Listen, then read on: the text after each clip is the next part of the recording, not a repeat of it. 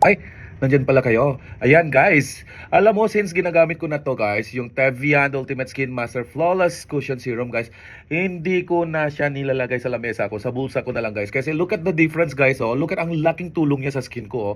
Look at that. Flawless but yet radiant and lightweight. I look like wearing nothing at all kasi skin lang siya. And then look at this side, okay? This one is without.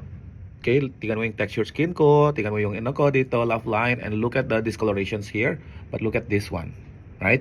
Probably marami sa inyo nagtatanong rin, kailan ba ginagamit ng cushion or anong difference niya yung cushion nito at yung The Ultimate Skin Master na foundation ng Tevian, okay? Don't get me wrong guys ha, I also use the Ultimate Skin Master foundation ng Tevian, pero however guys, there are days talaga na gusto ko talaga parang feeling ko gusto ko skin lang or gusto ko yung skin ko medyo rest from all the makeup that I have. So that's why I come out with a formulation of cushion na powered siya with a lot of skincare benefits. So this one, like what I've been telling you guys, not only one, not only two, not only three, pero 7 botanical active ingredients that will take care of your skin. So kahit sheer siya and very flawless finish siya on your skin, tingnan mo yung lapat niya sa skin guys, so ang ganda talaga. And at the same time guys, you will be worry free kung magbo-breakout ka or magpo-flare up yung skin mo, because me myself, I have a very hypersensitive skin. So I will make sure that this formulation is really okay siya for oily skin, textured skin like mine. You guys see my skin, my raw skin just now. I normally use this one nowadays on the daytime.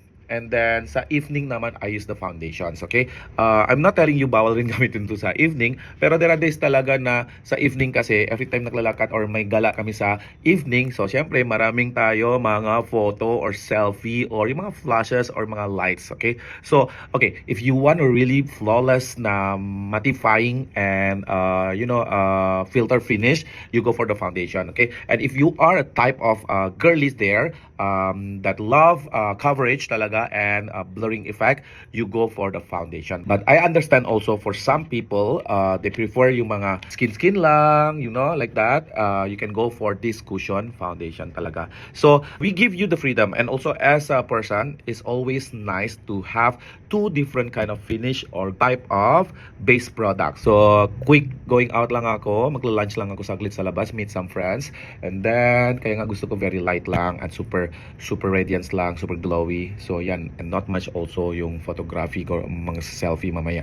You know that you are going to attend an event or wedding or birthdays or even yung rampa nyo ng gabi, charot, gonna involve a lot of photography or taking photos or selfies or flashes or light. So definitely you need a more placado base, which is the Ultimate Skin Master foundation. So now that we already have 2 base, the Ultimate Skin Master Flawless Cushion Serum or the Ultimate Skin Master foundation, alin mas magugustuhan nyo? Or kung team foundation ba kayo or team cushion ba kayo? Comment on the comment section.